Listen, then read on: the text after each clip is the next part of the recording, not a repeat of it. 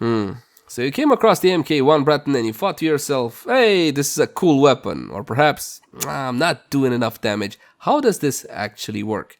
Well, my name is Lazar, and if you're interested in learning, you came to the right place. I'm gonna be taking my time and explaining whatever I feel is necessary for newer Tenno. So in case you're a veteran and you're watching this for more than the nostalgia, please bear with me. There's a steel path portion towards the end. As for you, my younger Tenno, strap in, it's gonna be a doozy. As always, my name is Lazar, and this is the MK1 Braton. Let's begin by checking out how the weapon handles without any mods equipped. And for that, just a couple of our regular free shots. The MK1 Braton is an introductory level weapon in Warframe, and it's meant to introduce you to the game and how its systems functions. You're not really supposed to sink a whole lot of resources into this one. I just want to make that clear straight off the bat. Now, when it comes to functionality, this one is a straight up assault rifle. There's really not a whole lot of special here. This is a weapon, or the type of weapon that most players coming in from whatever shooter should be able to get the grips with. You point, you shoot, you win. This looks like a projectile based attack because of the whole animation and all whatnot, but rest assured this is a hit scan attack and the accuracy is fantastic. All of the bullets will be landing within the crosshairs in the standard 15-meter test. The reload is stuck at 2 seconds, which is pretty good considering the magazine size of 60. Fun fact, did you know that out of all the Bratons, the MK1 has the second largest magazine, which is actually pretty good. And my friends, that's pretty much it when it comes to functionality. Again, it's a pretty standard rudimentary level weapon that is meant to introduce you to the world of Warframe. Now, the reason why I say you shouldn't really invest a whole lot into this weapon is not because the weapon can't theoretically do the hardest content in Warframe. It can, and I'll show you how. Well, it kinda can, if you take into account Warframe, but that's not important. What is important, there are so many other better weapons than this one. So if you're just starting out in Warframe, and man, I don't know in what to invest in, you know? I don't have a whole lot of resources, and if I spend them in the wrong section of the game on something that I'm not supposed to, I'm gonna miss out, and I don't wanna be that guy. And I got your back covered. Link in the cards right now for the top 5 new player weapons. On those weapons, you can definitely invest. But carrying on with the MK1 Braton, here's a short comparison between the Braton family. Have you ever done this? Have you ever compared all the Bratons? I don't know, there's 4 of them. So the little one of the family is going to be the MK1 Braton, the introductory level weapon. Next up is the Braton. Now, believe it or not, there's not a whole lot of difference between the MK1 Braton and the normal Braton. And if you're wondering, what's with all these Bratons? And what is even the point? They even look kind of the same. And you are right, physically they look the same between the MK1, the Braton, and the Vandal. Just the skin on top of it differs. But each have their own mastery points. Yes, that's your, how can I explain this? It's kind of like your account level, think of it like that, yes? And you want to get it pretty high so you can use everything in the game. Now, as you can see, the accuracy, weirdly enough, is better on the MK1 Braton. What? Yeah, I'm serious. But the fire rate is better on the normal Braton, and again, the magazine capacity, once again, better on the MK1. As for the damage, you get a bump in damage, a significant bump in damage for the normal Braton. You also get better critical chance, not a whole lot, slightly better critical multiplier. I mean, seriously, 0.1 and 1% for status chance and critical multi. It's barely worth mentioning. The damage difference is worth mentioning, but keep in mind that the elemental priority, when you see here impact, puncture, slash, has changed from a heavy slash prio to a mech prio, because most of them are identical. And the reason we want slash higher than everything else, or just slash on a weapon, is because right now in Warframe, slash is the most powerful and desired physical type. So bear that one in mind. This is a good lesson for you to learn. What else we're looking at? Okay, so moving on from the Braton, you got the Vandal. Now the Vandal initially was a special reward for special Tenno. More on that some other time. In more recent years, it has been made available for everybody in the sense that you can actually farm it now. And the stats on this one are comparable to the Prime version, which historically speaking, Prime versions have been the cream de la creme, the peak of the thing, the best of the stuff. You get what I'm saying, right? Accuracy on this one, again, another one. They just like to play with the accuracy. 33.3 ammo maximum is going to be slightly higher, not worth mentioning. Just another 10 bullets, same ammo pickup, same fire rate. Magazine 50. So not even the Vandal has as big of a magazine as the MK1. Noise alarming, of course. Reload was better on this one, 1.8 seconds. Definitely a good buff there, because essentially getting faster reload means that the weapon is less annoying in gameplay, and of course, mathematically speaking, you can also talk about an increase in damage per second because of the lower downtime. As for the damage, basically this one is borderline double. You see that? 45 instead of 18 total. That's pretty good. Not only that, but they messed around with the elemental weight, so slash again is king, is proc priority number 1 by a pretty significant amount, and that's definitely a good buff. Here's another good buff, 2.0x critical multiplier instead of 1.5 or 1.6 as we had on the normal Braton. Double the critical chance, even though 60% is not anything to write home about, but status chance is still on the low side. And this, my friends, is the Braton Vandal. Finally, the Braton Prime. Now, when it comes to the discussion of what's the best Braton, it's raging between the Braton Prime and the Braton Vandal, because both of these weapons actually have a following, believe it or not, and they are kind of compatible. Now, when it comes to the Prime, the same accuracy, you got better ammo maximum. This is by 60, so it is a pretty significant amount. Ammo pickup is the same. Fire rate is good, 9.6, the highest fire rate by default. Magazine 75, again, highest magazine of all the Braton family. But even though they increased the fire rate and the magazine, but they also gave 10% more to the reload, it still calculates to better DPS, but you should bear that one in mind, because the reload, I feel that once it's over 2 seconds, kind of gets a little bit hungry in gameplay, and by hungry I mean it's a little bit annoying. Critical chance is not as good as on the Braton Vandal, only 12% instead of 6, but same critical multiplier, a lot better status chance. As for the elemental layout, you're gonna see that once again slash is king, but this time at the cost of impact. Last time it was at the cost of puncture. Yeah, you see that? So they played around. Essentially, did they invert? Yeah, they just inverted the value for impact and puncture. Slash is still king, however. So my friends, which is the better? Let me know in the comment section below. Are you a Braton Vandal fan or are you a Braton Prime fan? To be honest, I like both of them, and the Braton Prime is the only one that has a different physical appearance. But if I was to pick and my back was up against the wall, yeah, no, I would still go with the Prime. Now, your mod capacity is probably going to be 30 out of 30. Mine is 60 out of 60 because in this tab here, click on actions with me. All right, there you go. So you got auto install, which you should never. Okay, you should never, just go away. If you're going to click that, just go away. I don't want to talk to you no more, because auto-install creates so many issues when it comes to Tenno. They auto-install and they're like, oh, my weapons work like crap. Of course, they work like crap. You got to adapt your build depending on the weapon. Yes, there are a few generic builds that work across many weapons, but not all are created equal, and there are slight nuances from weapon to weapon. The second section is the one which is most important. This is where you install the Autoking Catalyst, which will double your mod capacity. The problem with this one, it's not really made readily available to newer players. So you need to farm this one from Nightwave. You can pay 20 plat to have one installed, and no, do not do it. No, not for the MK1. Not if you're just starting out in Warframe. Not a good idea. You can also get the blueprint from the Daily Sortie, which I'm assuming you don't know what that is. Don't worry, it's like an wannabe endgame activity, only it's not an endgame activity. You can also get one from Archon hunts, and some events in Warframe also feature an Auto Catalyst as a possible or guaranteed reward. Again, if you got yourself 1 or 2 Autoking Catalyst, if you're MR, nothing, 5, 6, 7, something like that, do not use a Catalyst on this one. As for polarization, this is the process where we add formas to the weapons. Now the formas, the long and short of it is that you see these little weird symbols in my mod slots. Yes, in putting these symbols in here, these will allow me to drain only half the amount from the mod. So you see how this mod over here says 16. God, it takes 16 away. That's a lot. But if I put it over a matching polarity, boom, it takes half of that, rounded up. How about this one? This one drains 15, but I don't have this line symbol. This one is called on. If I put it over a non-matching slot, oh crap, it takes even more, 19. So this is the process of us playing with the weapons and simply making them take the most powerful mods all at once.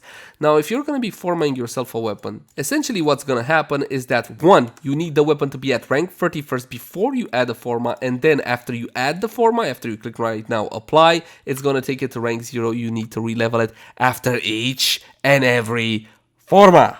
And no, you don't get bonus mastery points. Mastery points you only get once when you level it the first time to 30. And I'm aware that if you're just starting out, this might seem like, dude, that's just freaking stupid. And I got no counter argument to that. It does kind of seem freaking stupid from an outsider's perspective. Rest assured that players in Warframe kind of got accustomed to this. We don't consider it a huge deal anymore. Now, you shouldn't have these two things over here. The empty arcane slot either is locked or you don't see it at all. These are straight power. These honestly are a form of modding as well. They essentially give you something, okay? Like for example, this one, Merciless on kill, 30% damage for 4 seconds, stacks up 12 times. Yeah, so it's a whole lot of damage and plus 30% reload speed. Now the passive part applies immediately, which is why your reload goes to 1.5. You're not gonna have these. As for the excellent slot, when you do get it, should you unlock it? And for the Braton, I'm gonna go with a no. Because usually in this one, you get usability increases. For example, you get yourself some minus recoil. You can also help out with ammo, which in more recent days for Warframe has become a whole lot more relevant. Normally, the MK1 Braton doesn't really need an excellent slot, so you know what? Forget about it. Just forget about it. Let me show you what a standard build would look like for the Braton family.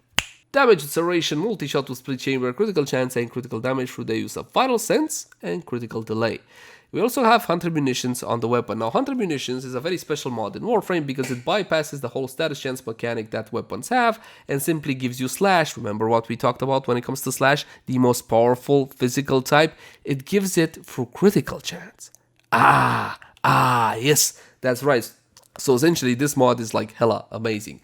Now, every time you build a weapon, it doesn't matter if it's melee, it doesn't matter if it's ranged or not, for a damage over time effect, especially slash or let's say electricity or heat, make sure you try to couple that with the viral elemental combo. Now the viral elemental combo will be amplifying the damage you do to your targets, the damage over time, which is why we have rhyme rounds and malignant force. These are 60-60 mods. You get yourself an element and you get yourself some status chance as well. Elemental combos are gonna always be 2x2 from top left to bottom right.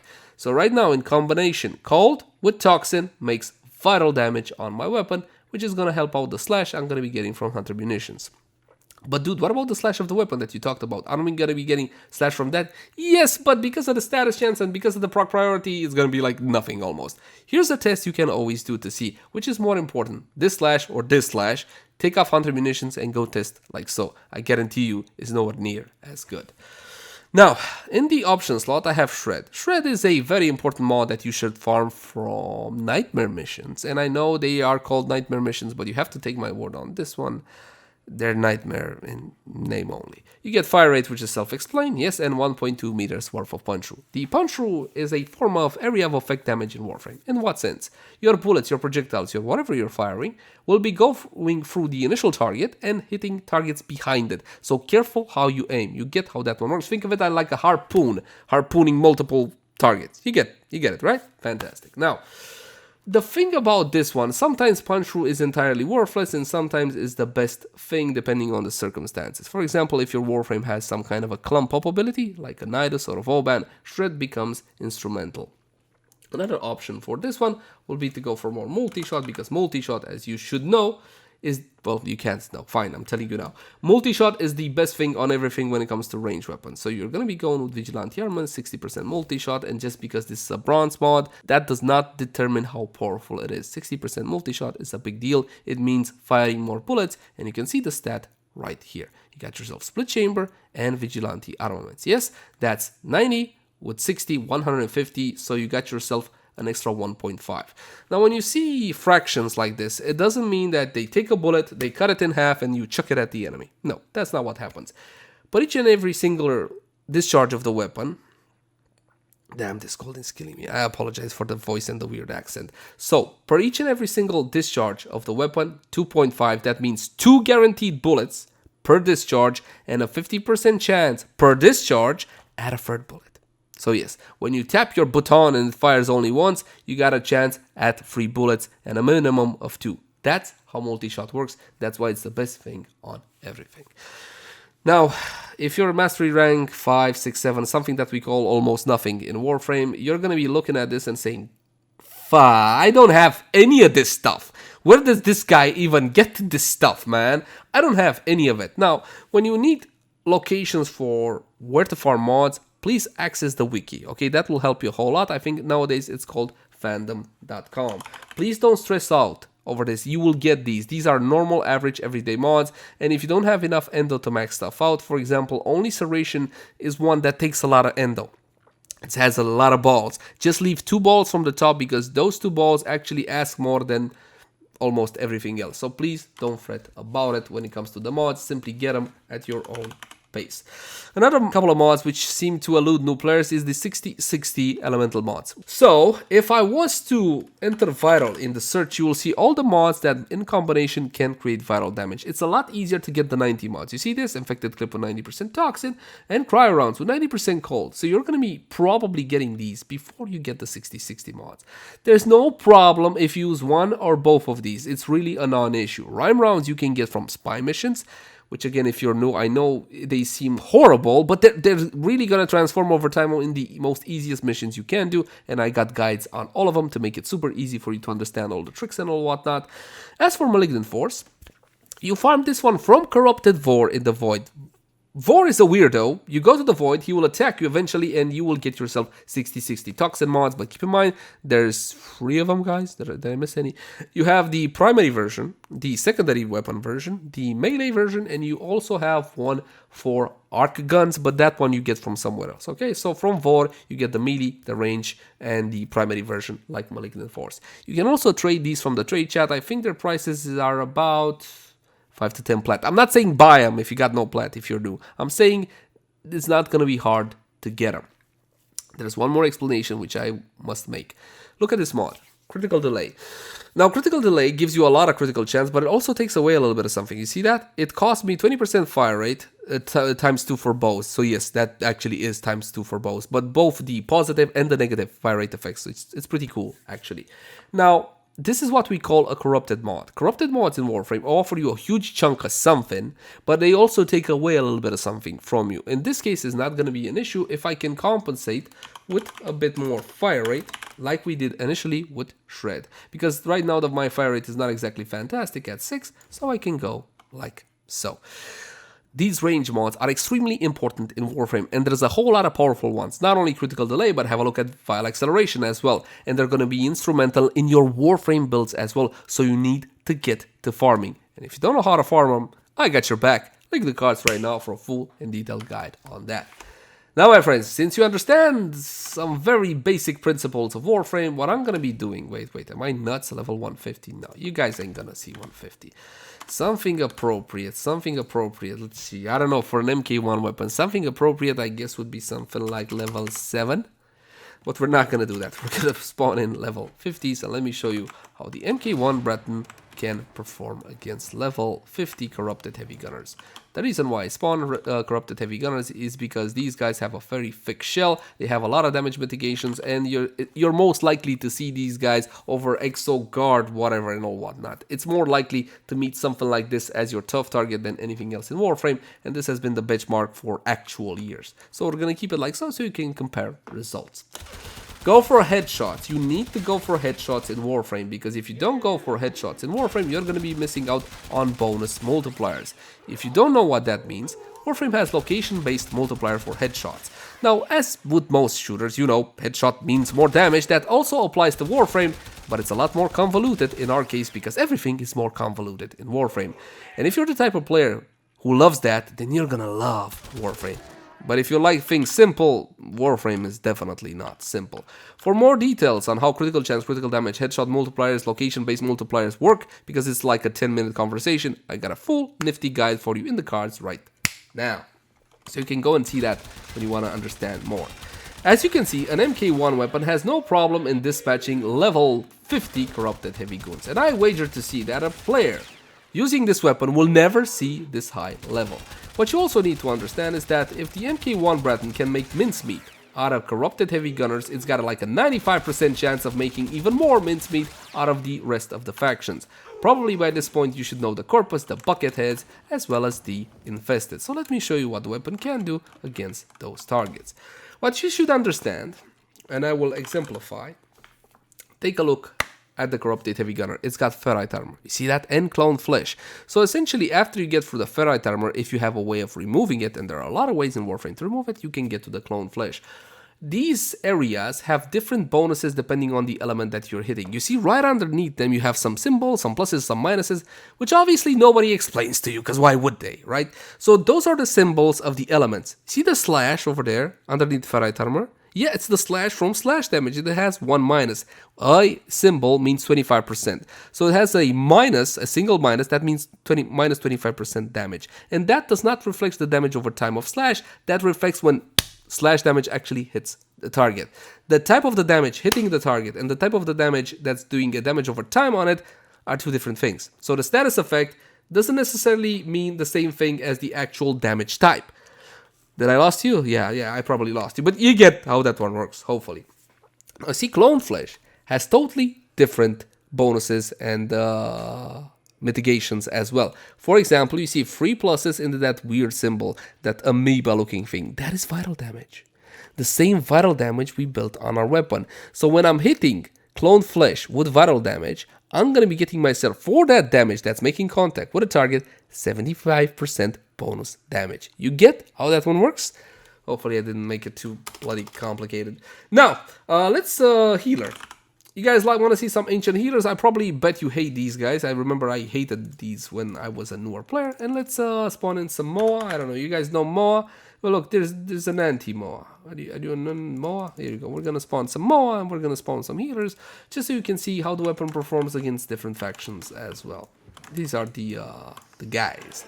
Hashtag the guys. Now, here's a key bit of information that I didn't know for the first 2 years of playing Warframe. Moas, you don't hit them in the head. You see, Moas have a little bit of a fanny pack. You see that? Hit them in the fanny pack, right? The fanny pack is where they get their location-based multiplier. So hit them in the fanny pack. As for the infested, I mean, remember vital damage bonus? Yes, beautiful, absolutely fantastic. So as you can see, this weapon can make mincemeat a whole lot faster out of these factions than the corrupted heavy goons of the Grenier faction. Now, what you should know, there are special units for each faction which have a whole lot more damage mitigation, like Exo, GOG, whatever stuff from Railjack, but you guys aren't gonna get to see that anytime soon. So don't worry about it too much. Yes, you're gonna fly around in a spaceship with your crew, and you're gonna struggle to find players to play with. That's not important. What is important? Back to the MK1.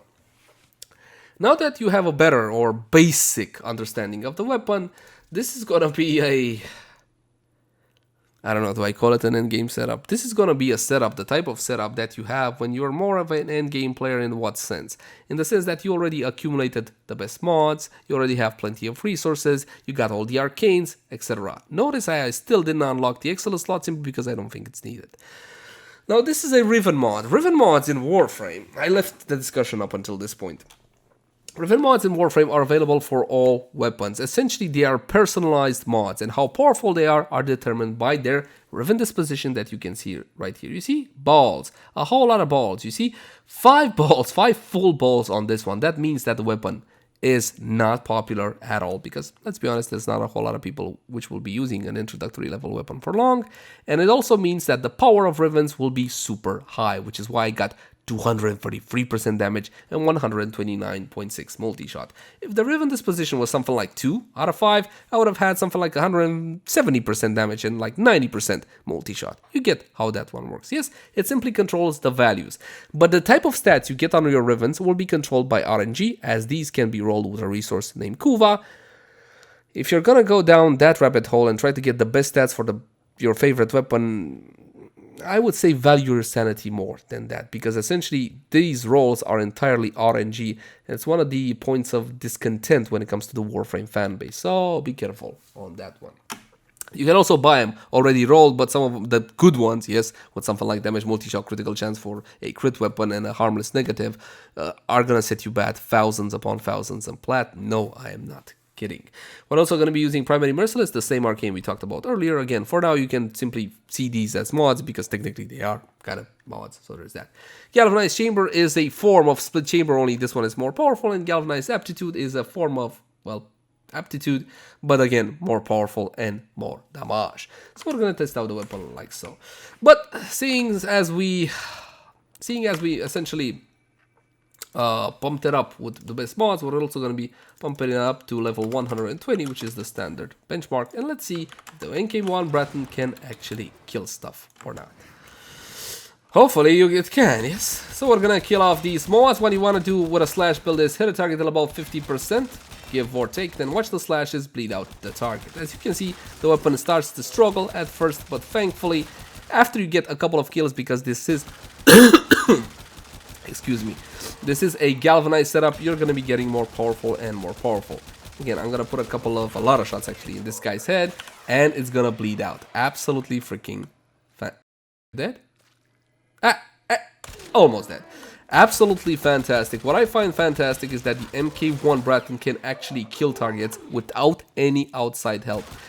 And what I mean by outside help is Warframe buffs, because Warframe buffs can make any weapon essentially seem powerful, even the dreaded Stug. As you can see, the weapon actually can hold its own, and an MK1 Braton can finish off endgame level targets such as level 120 corrupted heavy goons. To me, that is absolutely fantastic. To me, that is the value of knowledge in Warframe, because Warframe is a game about knowledge. It's not really a game about skill. The more you know, the more you accumulate, the more you can make weird and interesting things happen. Now, of course, these are standing still targets, and I actually believe that this weapon will be doing well in Steel Path as well. Doing well is a gross exaggeration on my part. It can do Steel Path as well. And if you don't know what that is, Steel Path is like normal Star Chart, only a bit harder because it has different modifiers and higher levels for enemies. It's something for people to test their EP against, if you're into that kind of thing. So let me show you Steel Path. Now, I don't normally take Mirage Prime into Steel Path simply because one of two things: she's super powerful and it's gonna make the weapon seem too powerful. And two, she's also super squishy, so there's also that to bear in mind. These are level 130 plus Steel Path, 250% across their modifiers, 250% more armor, 250% more health, 250% more shield. Don't care. Do not care a single bit, my friends. You're gonna be able to absolutely clear house with the help of the ever so lovely Lady Mirage Prime. When she stands in the shade, because of her free ability, she's gonna be getting damage mitigation. When she stands in the sun on her free ability, she's gonna be getting herself some yummy damage bonus. The most powerful damage bonus in Warframe when it comes to weapons. This is a level 130 corrupted heavy goon which will hit the floor. No problem whatsoever. These things are hella annoying because they're immune to crowd control. Oh, and the clones also like distract targets, so that also offers damage mitigation. But as with everything Mirage, nothing reliable. That's an Eximus. That was an Eximus, and now it's absolutely gone. Another Eximus. Activate my free ability. Haha. More damage. Dead. And another Eximus. And more Eximi. This is the MK1 Braton in Steel Path, my friends. As you can see, it can actually do it without any issue whatsoever. And it's also true, I'm using Mirage to actually flex it. This is also true. Now, there's really not a whole lot I can talk to you guys about when it comes to this weapon. My goal here was to give you an understanding of how weapons work in Warframe, a brief understanding of modding, elements, and so on and so forth. If you want a more detailed guide on elemental modding, it's a bit on the lengthy side, I'm sorry, because it cannot not be on the lengthy side. I got a cool guide for you, link in the cards right now. And I do believe, my friends, that is pretty much it. As always, my name has been Lazer. Thank you guys so much for watching. Grenade! Like, favorite, share, and subscribe if you enjoy the content. If you got any sorts of feedback for me, I would love to read it in the comment section down below. Also in the comment section down below, if you want to suggest any particular type of content, like I would like this weapon build or the other weapon build, and so on and so forth. But until next time, my friends, bye-bye. Oh, one last thing that I forgot to talk to you guys about. If you like the content and you want to help me keep making it, consider supporting us via Patreon. There'll be a link in the cards right now. And now we're done. Bye-bye!